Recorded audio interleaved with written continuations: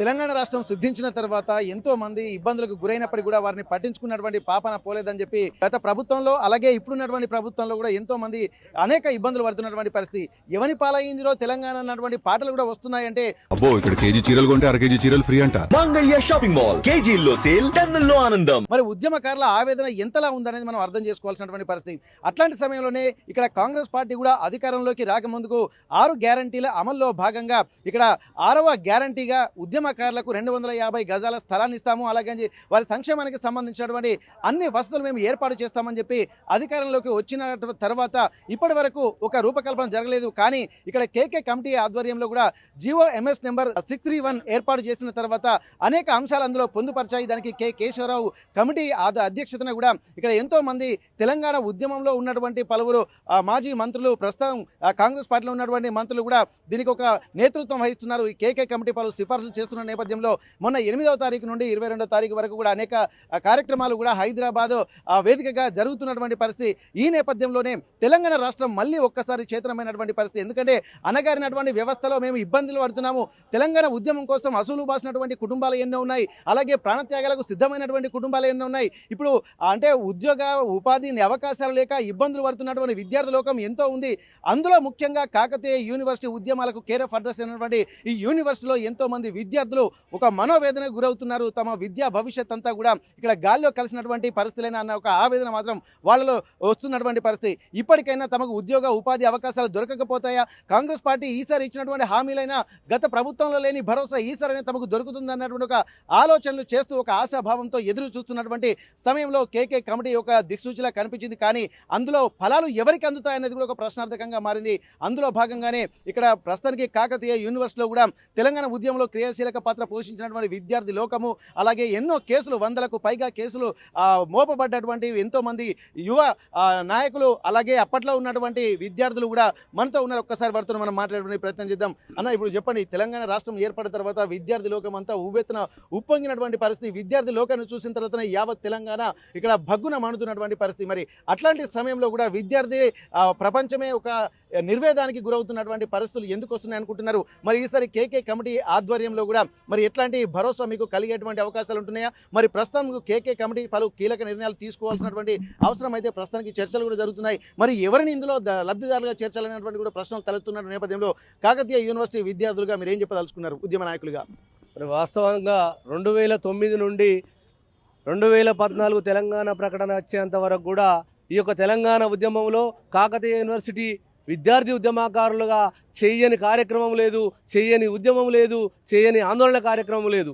అయితే ఈ సందర్భంగా ఈ యొక్క ప్రజాపాలన అని చెప్పేసి రేవంత్ రెడ్డి గారి నేతృత్వంలో మరి యొక్క కాంగ్రెస్ ప్రభుత్వము మరి వాస్తవంగా 6 గ్యారెంటీల్లో ఒకటిగా ఉన్నటువంటి యొక్క ఉద్యమకారులకు భరోసానిచ్చేటటువంటి 250 గజాల స్థలం ఒకటి, అదేవిధంగా మరి అనారోగ్య పరిస్థితులకు అందరూ కూడా ఉద్యమకారులుగా గురి అయినటువంటి సందర్భంలో హెల్త్ కార్డు ప్రతి కుటుంబానికి కూడా హెల్త్ కార్డు ఇచ్చే విధంగా, మరి అదేవిధంగా విద్య, వైద్య, ఉద్యోగ అవకాశాల్లో కూడా ఇతర జార్ఖండ్, ఉత్తరాంచల్, ఛత్తీస్గఢ్ రాష్ట్రాల మాదిరిగా 10% రిజర్వేషన్ కల్పించాలని చెప్పేసి డిమాండ్ చేయడమే కాదు, మా యొక్క సహచర ఉద్యమకారులం అందరం కూడా కలిసి కేకే కమిటీని గౌరవంగా మేము కలవడం జరిగింది.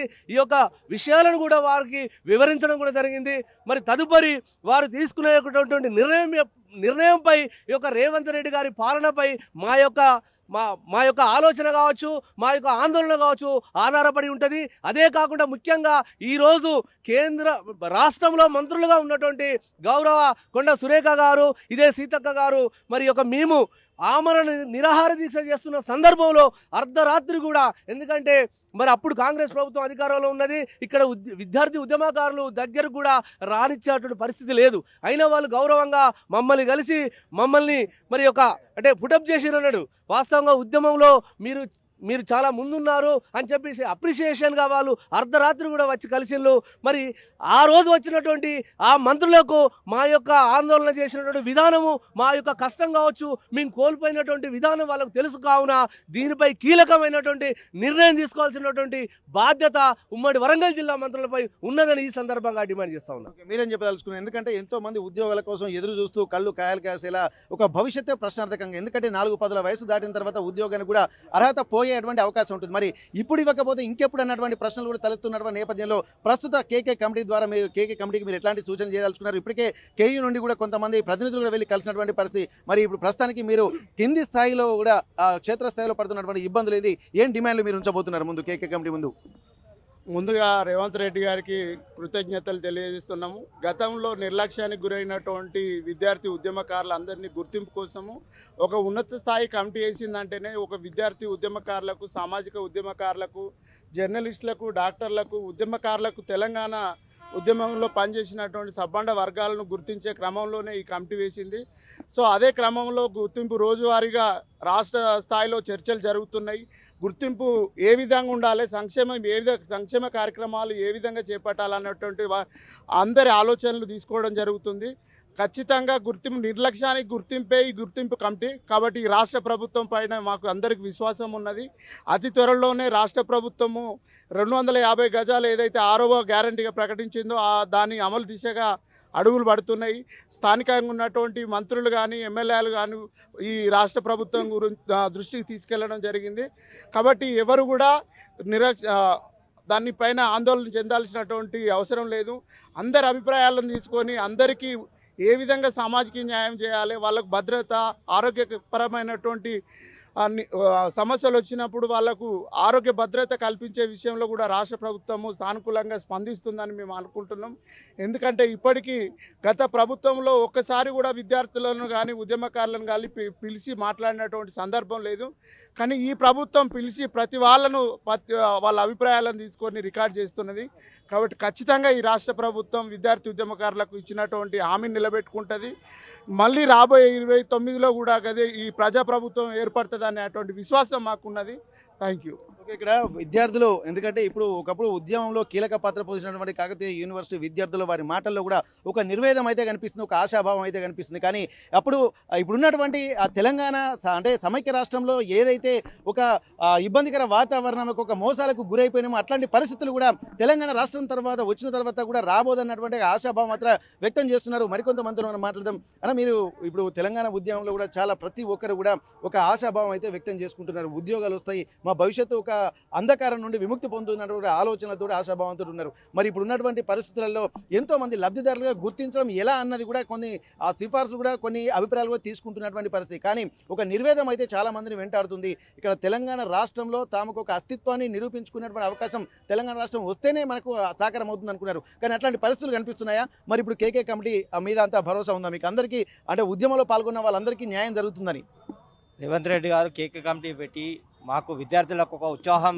రేపిండు. ఎందుకంటే తను తెలంగాణ ప్రభుత్వంలో జరిగిన అన్యాయాన్ని గుర్తించి, మళ్ళీ ఉద్యమకారులను గుర్తించి, ఉస్మానియా యూనివర్సిటీ వారిని కానీ, కాకతీయ యూనివర్సిటీ వారిని కానీ పిలుపునిచ్చి ప్రతి ఒక్కరితో వారి అభిప్రాయాలు తెలుసుకొని వారికి కావాల్సినవన్నీ నెరవేర్చడానికే ఏర్పాటు చేశాడని మేము నమ్ముచున్నాము. ఎందుకంటే మాకు కావాల్సింది ఫస్ట్ 250 గజాలు ఇస్తానన్నాడు మేనిఫెస్టోలో, అది పెట్టాలి. తర్వాత విద్యార్థులకు 10% రిజర్వేషన్ కంపల్సరీ ఉద్యోగరీతిగా అది అమలు చేయాలి. తర్వాత ముఖ్యంగా మేము ఆ రోజు 2009లో మేము యూనివర్సిటీ పట్టుకొని ఎన్ఎస్యూ నాయకులుగా ఈడ ప్రెసిడెంట్గా చేసినాము. అప్పుడు మామూలను గుర్తించకుండా మాకు చాలా ఇబ్బందికరమైన ఇబ్బందులు జరిగినాయి తెలంగాణ ప్రభుత్వం ద్వారా. కాబట్టి మమ్మల్ని గుర్తించి మాకు నామినేటెడ్ పోస్టులు మాకు కల్పించాలి, ఇలాంటి కల్పిస్తారని కూడా మేము నమ్ముచున్నాము. కాబట్టి ప్రతి విధంగా రేవంత్ రెడ్డి గారు అన్ని కోణాల ఆలోచించి ఈ నిర్ణయాలు తీసుకొని ఉద్యోగాల రీతిలో కూడా ఉద్యోగాలు కూడా కల్పిస్తున్నాడు. అదేవిధంగా ఇవి కూడా నెరవేర్చాలని మేము నమ్ముచున్నాం. కాబట్టి ఓకే, మీరు చెప్పండి సార్, ఎప్పటి వరకు జరుగుతున్నటువంటి పరిణామాల మీద ఇప్పుడు రోజంత ఒక అంటే గత ప్రభుత్వం 10 ఏళ్లలో చేయలేనటువంటి పరిస్థితులు ఇప్పుడు కాంగ్రెస్ గవర్నమెంట్ ఒక హామీ ఇవ్వడం వల్ల కూడా మళ్ళీ విద్యార్థులమంతా కూడా కాంగ్రెస్ గవర్నమెంట్ మళ్ళినటువంటి సందర్భాలు కూడా చూస్తాం. వీరు కూడా మరొక గతంలో జరిగింది ఇప్పుడు జరుగుతున్న ఆశాభావం. మరి ఇప్పుడు అట్లాంటి కాన్ఫిడెంట్ ఇప్పుడు మీకు కలుగుతుందా కేకే కమిటీ వేయడంలో? ఇప్పుడు అంటే 10 రోజుల పాటు హైదరాబాద్లో జరుగుతున్నటువంటి వేదికకు ఈ 10 రోజుల సమయం సరిపోతుందా? ఇంకా తెలుసుకోవాలంటే ఇంకా ఏమన్నా సమయం కావాల్సి ఉంటుంది దీనికి? ఖచ్చితంగా రేవంత్ రెడ్డి గారికి ధన్యవాదాలు తెలుపుతున్నాం. ఎందుకంటే గత 10 సంవత్సరాలు పట్టించుకునేటువంటి ఉద్యమకాలను గుర్తించి ఈసారైనా అన్ని జేఏసీలను పిలిపించి 10 రోజుల నుంచి చేస్తున్నటువంటి కమిటీ కేకే కమిటీ గారికి మేము ధన్యవాదాలు తెలియజేస్తున్నాం. కానీ ఇది కాలయాపన కమిటీ కాకుండా ఖచ్చితంగా ఒక కాల పరిమితి కూడా ఏర్పాటు చేసుకొని అందరికీ విశ్వాసం ఉంది మాకు. ఎందుకంటే ఖచ్చితంగా ఉద్యమకారులకు ఖచ్చితంగా 250 గజాలు ఇస్తారు. అదేవిధంగా హెల్త్ కార్డు ఇస్తారు. అట్లాగే ఉద్యమకారులు అందరికీ కూడా మరి ఆనాడు విద్యార్థి ఉద్యమకారులు ఉన్నటువంటి మరి విద్యార్థులకు కూడా 10% జార్ఖండ్ లాగా ఇస్తారని మాకు నమ్మకం మాకు ఉంది. ఆ నమ్మకాన్ని వమ్ము చేయకుండా ఖచ్చితంగా రేవంత్ రెడ్డి గారు చేపిస్తారు. ఎందుకంటే గత ప్రభుత్వం ఆలోచన రాలే, కానీ ఈ ప్రభుత్వం ఆలోచన వచ్చింది.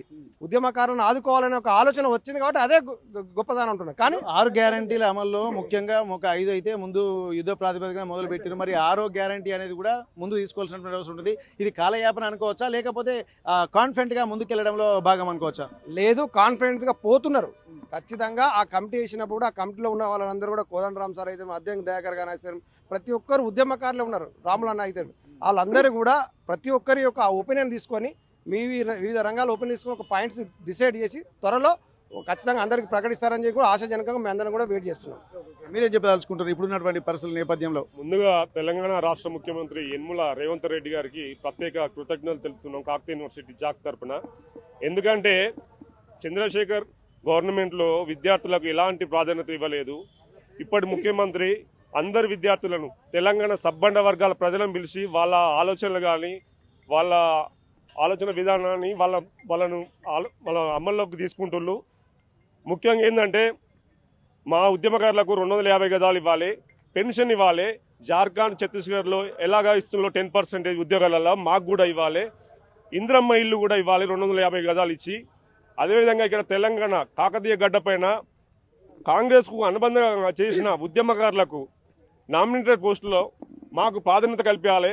ఉస్మానియా యూనివర్సిటీలో ఎంపీ లైన్లు, ఎమ్మెల్యే లైన్లు, కార్పొరేషన్ చైర్మన్ లైన్లు, బీసీ సంఘం మెంబర్ సైన్లు, టీఎస్పీఎస్సీ మెంబర్ సైన్లు ఉస్మానియా యూనివర్సిటీకి అధిక ప్రాధాన్యత ఇచ్చినప్పుడు మా కాకతీయ యూనివర్సిటీకి తక్కువ ఇచ్చిళ్ళు. తెలంగాణ చంద్రశేఖర్ గవర్నమెంట్లో శ్రీయుతులు ముఖ్యమంత్రి గారు ఇప్పటికైనా మా కాకతీయ యూనివర్సిటీని గుర్తించి మాకు తగిన విధంగా ప్రాధాన్యత కల్పించాలని కోరుకుంటూ ధన్యవాదాలు తెలుపుతున్నాను. తెలంగాణ ఉద్యమం సహకారం నెరవేరింది. వచ్చిన తర్వాత దానికి ఒక అస్తిత్వం ఏర్పడింది. తెలంగాణ రాష్ట్రం కూడా ఏర్పడి కూడా 10 ఏళ్ళు దాటిపోయింది. ఆ తర్వాత కాంగ్రెస్ గవర్నమెంట్ వచ్చింది.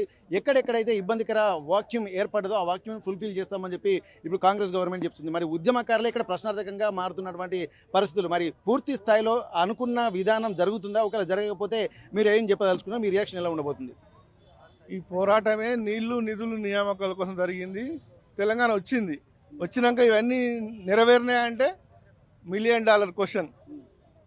చేస్తాం ఆ ప్రభుత్వం అయింది, 2 సార్లు ఇచ్చింది ప్రభుత్వానికి మ్యాండేట్, అయినా చేయలేదు. నెక్స్ట్ ప్రభుత్వం కూడా వచ్చింది, ఇంకా అదే నీళ్ళ గురించి మాట్లాడుతున్నాం, నిధుల గురించి మాట్లాడుతున్నాం. నియామకాల గురించి అయితే రోడ్ల మీదకి వస్తున్నారు నిరుద్యోగులు. ఇవి ఎక్కడ నెరవేరినట్టు? అందుకే మళ్ళీ అంటే జీవితం పోరాటమే. తెలంగాణ పౌరులకు జీవితం ఎప్పటికీ పోరాటం అన్నట్టు. వాళ్ళు ఎప్పటికీ రోడ్ల మీదనే ఉండాలి, వాళ్ళ జీవితాల్లో శాంతి ఉండొద్దు, ఇదే కోరుకుంటున్నారు. కాబట్టి దీనికి వ్యతిరేకంగా కాకతీయ యూనివర్సిటీ ఏదైతే పోరాటం చేసిందో అదే పోరాటానికి మళ్ళీ శ్రీకారం చుడుతుంది. ఎందుకంటే పోరాటం కొత్త కాదు కాకతీయ యూనివర్సిటీకి, జైళ్ళు కొత్త కాదు, లాఠీ ఛార్జీలు కొత్త కాదు. కాబట్టి వాళ్ళు ఇప్పుడు మేము ఎందుకు ఇక్కడ ఈరోజు మాట్లాడాల్సి వస్తుందంటే గత ప్రభుత్వం ఏం చేయలేదు, ఈ ప్రభుత్వం చేస్తామని ప్రభుత్వం అధికారంలోకి వచ్చింది. కాబట్టి ఈ ప్రభుత్వాన్ని మేము అడగదలుచుకున్నాం. మీరు ఏదైతే 250 గజాలు 6 గ్యారెంటీలో ఒక గ్యారెంటీగా పెట్టిలో ఆ గ్యారెంటీని ఫస్ట్ ఫుల్ఫిల్ చేయండి, తర్వాత మిగతా వాటిని గురించి ఆలోచిస్తాం.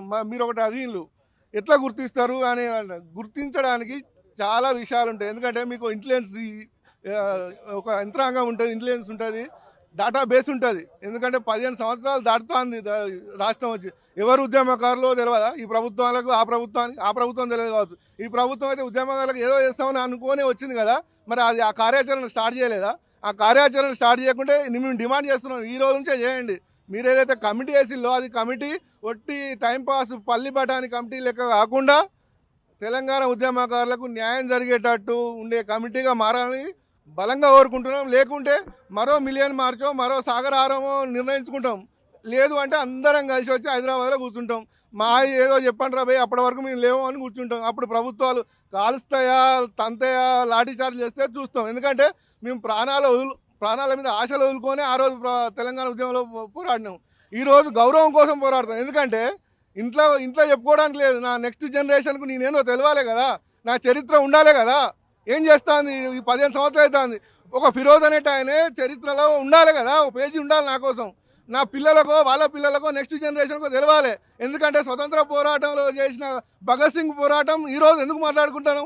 చాలా సంవత్సరాలు 47 వచ్చి 47 తర్వాత స్వాతంత్రం వచ్చి చాలా సంవత్సరాలు అయినా కూడా ఇప్పటికీ వాళ్ళ విగ్రహాలు పెడతాను, వాళ్ళ చరిత్రను పాఠ్య పుస్తకాలు చదువుతాను, మా చరిత్ర కూడా. ఎందుకంటే ఇది కూడా మరో స్వతంత్ర పోరాటమే. ఈ స్వతంత్ర పోరాటంలో పాల్గొన్న మమ్మల్ని గుర్తించాల్సిందే, స్వతంత్ర పోరాటాలు గుర్తించాలి. మీకు ఈజీ, మీకు ఏం ఇబ్బంది లేని ఒకటే చిన్న విషయం, ఫస్ట్ గుర్తింపు కార్డులు ఇవ్వండి రా భయ్, గుర్తించండి మమ్మల్ని, మాకు గౌరవం ఇవ్వండి. మీరు ఎక్కడికైనా పోయినా కూడా అరే తెలంగాణ అని చెప్పుకోవడానికి ఉంటుంది. కాబట్టి ఫస్ట్ అది చేయండి. మీరు ఏదైతే మీ నిజాయితీ నిరూపించుకుంటే మళ్ళీ వస్తారు, లేకుంటే కాలగర్భంలో కలుస్తారు. Thank you. తెలంగాణ రాష్ట్రం ఏర్పడిన తర్వాత ఆత్మగౌరవం కోసం ఎంతో మంది సబ్బండ వర్గాలు ఇందులో పాల్గొన్నాయి. ఇట్లాంటి సందర్భంలో కూడా ఇక్కడ ఖచ్చితంగా ఒక ఆత్మగౌరవం కోసం తాము పోరాడిన నేపథ్యంలో ఇక్కడ విద్యార్థుల ఉద్యమం అనేది చాలా క్రియాశీలకంగా మనం చెప్పుకోవచ్చు. ఉస్మానియా యూనివర్సిటీకి ఇచ్చినటువంటి ప్రాధాన్యత మరి కాకతీయ యూనివర్సిటీకి ఎందుకు ఇవ్వడం లేదు? ఎందుకంటే కాకతీయ యూనివర్సిటీ ఉండే కవులు, కళాకారులు, ఎంతో మంది ఉద్యమకారులు ప్రాణ త్యాగాలు కూడా సిద్ధమైపోయి 100లకు పైగా కేసులు నమోదైనప్పటికీ కూడా తమకు కనీస గుర్తింపు రాకుండా తమ ఒక అస్తిత్వాన్ని దెబ్బతీసేటువంటి కుట్రలు జరుగుతున్నాయన్నటువంటి ఆవేదన మాత్రం వాళ్ళలో కలుగుతుంది. ఇప్పటి వరకైనా పోయింది లేదు. కేకే కమిటీ వచ్చిన తర్వాత తమలో ఆశలు చిగురించాయి కాబట్టి మళ్ళీ తమకు ఏదైనా ఒక గుర్తింపు లభించకపోతుంది అన్న ఒక ఆవేదన మాత్రం వీళ్ళలో వ్యక్తమవుతున్నటువంటి పరిస్థితి. ఇప్పటికైనా సరే కాకతీయ యూనివర్సిటీకి తగినంత ప్రాధాన్యత ఇచ్చి ఏమైనా నామినేటెడ్ పోస్టులకైనా అర్హత ఉన్నటువంటి వాళ్ళకు ఇవ్వాల్సినటువంటి అవసరం ఉందని చెప్పి ఇక్కడ ఆవేదన మాత్రం వెలగక్కుతున్నటువంటి పరిస్థితి. ఇప్పటి వరకు కేకే కమిటీ ఒక్కటే తమకు ఆశాదీపంలో మారుతున్నటువంటి నేపథ్యంలో ఇది కూడా లేకపోతే మాత్రం తమకు ఆ అస్తిత్వాన్ని దెబ్బతీసేటువంటి కుట్రలు జరుగుతాయి. కాబట్టి దీన్ని ఎట్టి పరిస్థితుల్లో కాకతీయ యూనివర్సిటీ విద్యార్థులుగా మేము సహించము అన్నటువంటి ఒక ఆవేదన మాత్రం వీళ్ళలో వ్యక్తమవుతుంది. ఒకవేళ ఈసారి కూడా గత ప్రభుత్వం చేసినటువంటి తప్పిదాలే మాత్రం ఇక్కడ కేకే కమిటీని నియమించినప్పటికీ కూడా నిజమైనటువంటి తెలంగాణ ఉద్యమకారులను గుర్తించకపోతే మాత్రం దాని పరిణామాలు కూడా వేరే రకంగా ఉంటుంది అన్నటువంటి ఒక హెచ్చరికలు కూడా కాకతీయ యూనివర్సిటీ విద్యార్థి లోకం వ్యక్తం చేస్తున్నటువంటి పరిస్థితి. హనుమకొండ కాకతీయ యూనివర్సిటీ నుండి కెమెరా పర్సన్ వంశీతో వెంకటరత్నం, RTV వరంగల్.